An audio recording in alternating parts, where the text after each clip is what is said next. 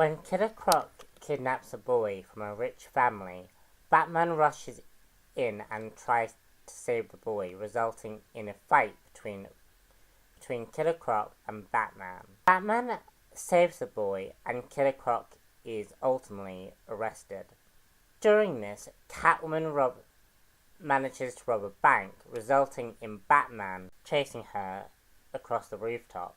During the chase, Batman's batrope, however, is mysteriously cut, and Batman falls, fracturing his skull. He is saved by Huntress, who protects him from a group of thugs, whilst elsewhere Catwoman is revealed to be working for Poison Ivy. In his weakened state, Bruce Wayne manages to say to Alfred to call Thomas Elliot, a childhood friend and brain surgeon, who manages to save Bruce's life. As Batman, Bruce continues his investigation into who cut his rope, uncovering a deeper mystery involving several supervillains, as well as heroes such as Huntress and Superman. During this, Batman and Bruce Wayne pursues a relationship with Catwoman, as well as reconnecting with his childhood friend, Thomas Elliot. As the mystery of who cut his rope deepens, how will this affect Batman's life moving forward? This story is pretty interesting. First off, it's a very, very good place to start with Batman. You don't need to know too many stuff about previous continuity. Because this book does explain a lot about what's happened, what the state of things are, and it goes through Batman's head quite a lot and explains about who people are, like who Killer Croc is, who Catwoman is, and who Superman is. And it is a very good place to start with Batman. And there's actually quite a few good little bits in this story. But let me first off get through some of the more negative aspects of the book. First off, the book does mention the death of Jason Todd. And Jason Todd is a major character who is, of course, Red Hood now in the comics, and is the former Robin.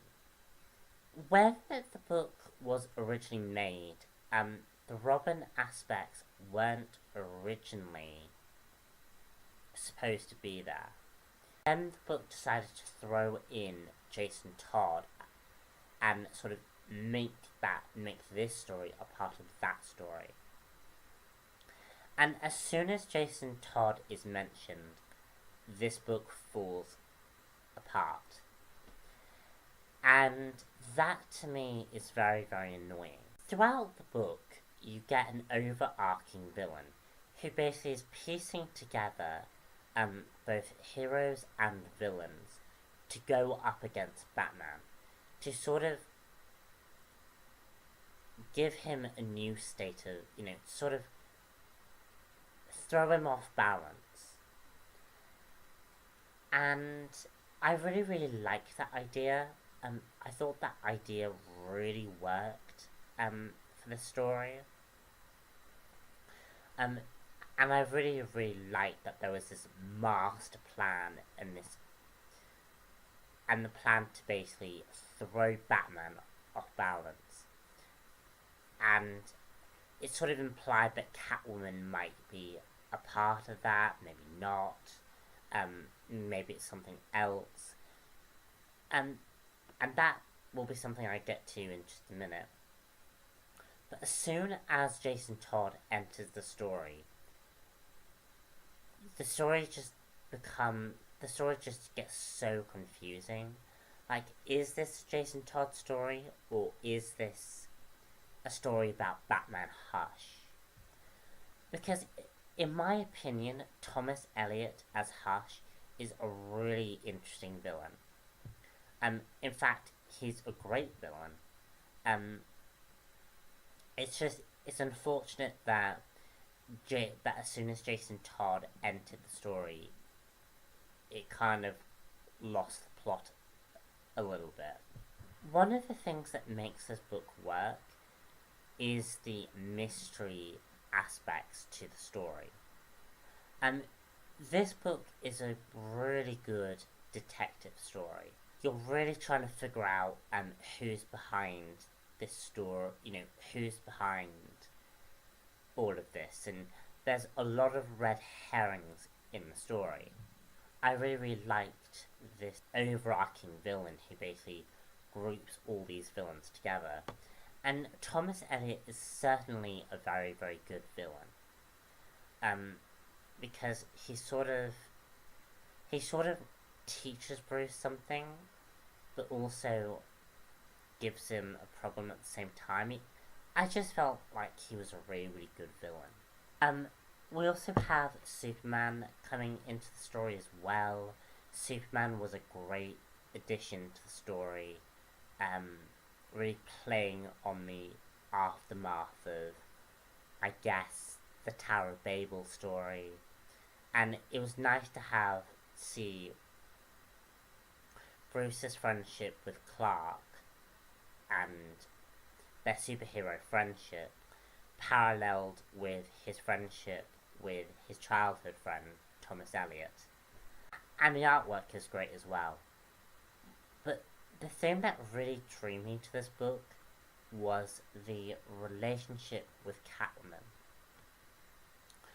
I have said on multiple occasions that I am a huge fan of Catwoman and Batman being together.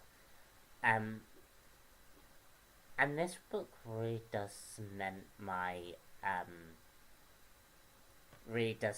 that love for those two characters. And here's why. Catwoman is really good for Batman. She does something that I don't think many women do for Batman. And I think he lightens Bruce up a little.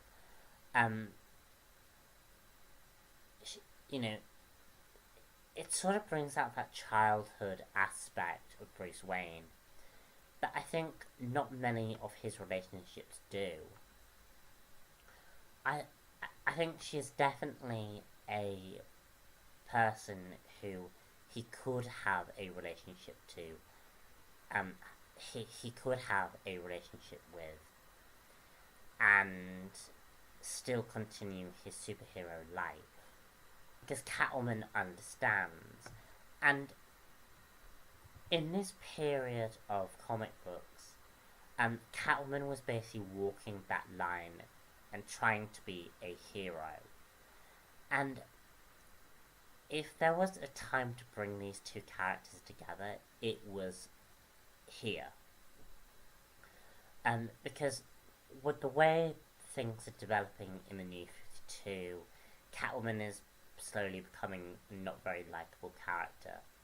So I do like, that aspect of their relationship. And although in this volume it does establish that the main reason why Batman and Catwoman will never be together is because Bruce is so focused on his mission that he will never truly be able to feel love. But that doesn't mean I don't think he could with Catwoman. I think Catwoman is generally the only person that I think he can pursue a relationship with. Because Talia al Ghul is not the character he can pursue a relationship with. Because Talia al Ghul has a motive. Whereas Catwoman, I think, doesn't. I think, yes, she takes the whole cat thing way too seriously. But I think Selina Kyle understands Bruce Wayne a lot more than any of the women we see Bruce interact with. And I think Catwoman is Bruce's Lois Lane. Also, there is a story called Heart of Hush, which is an extension of this story, which really does also support my idea that Bruce is actually truly in love with Catwoman and will always be in love with her. I'm gonna leave it off from there because I'm just gushing about the reason why I ship Batman and Catwoman, which I swear, guys, is the only reason why I got this book. And kind of the reason why I'm giving it a 4 out of 5. Yeah, I know. But honestly, guys, there is more reasons why I'm giving this book a 4 out of 5. It's a really, really good read. Yeah, it falls apart towards the end, but it is a great place to start if you want to get into Batman comics. Certainly from old 52. Anyway, guys, that's the end of my Batman Hush review. I hope you enjoyed it. I hope you didn't mind me basically spilling out reasons why you should ship Catwoman and Batman. And I shall see you later for another comic book review. Bye.